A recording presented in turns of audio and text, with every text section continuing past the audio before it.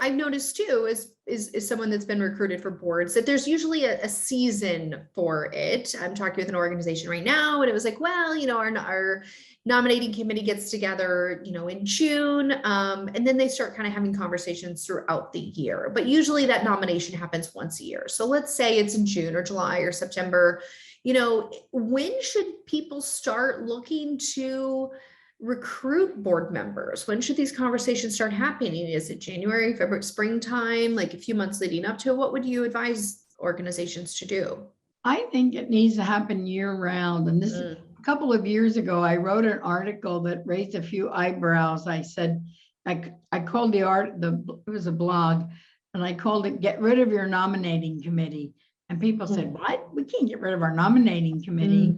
But I am a strong believer that you need a year-round governance committee that is looking year-round at what do we need on this board? How are we performing now? Sure. How are we performing as a board as a whole?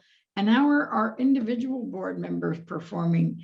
Maybe we have 3 CPAs on our board, but none of them are involved. They don't attend meetings. They just think they're there because when it comes time for the audit, maybe they're going to donate their services or something. I don't know. But this is what happens if you don't look at this on a year-round basis. So they should constantly be evaluating, we need more diversity on our board. And when I say diversity, it's not always just ethnic diversity. It could be gender diversity. I've talked to some organizations that have had all women on their board or all men on their board. And even if it's a women's organization, men all have mothers and sisters, and many of them have wives. They care about women too. They're not just, oh, well, we have to have all women on our board, or we have to have all men on our board for one reason. Or if they're a legal aid society, they have to have all lawyers on their board. Well, other people care about the legal rights of poor people too, not just lawyers.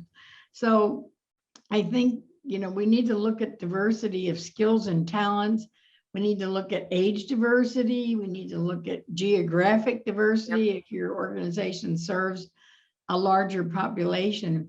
And this is what the governance committee should be doing on a year-round basis, just evaluating the board and maybe revising job descriptions if they need to be revised, and then starting to identify candidates.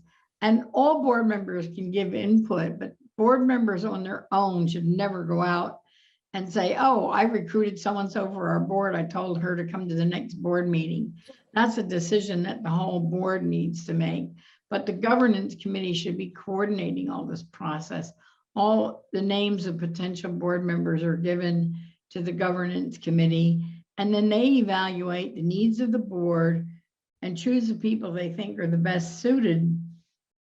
And maybe they have more names, but maybe not everybody's going to say yes. Or maybe after the interview, they decide they don't want that person on the board. Maybe some board member recommended them because they're a friend, or because they had deep pockets, or because they thought they had some needs that would be met by this organization. But maybe the board member really doesn't care about that organization's mission. And I think the most important thing in a board member is that they really have passion for the mission of what you're doing.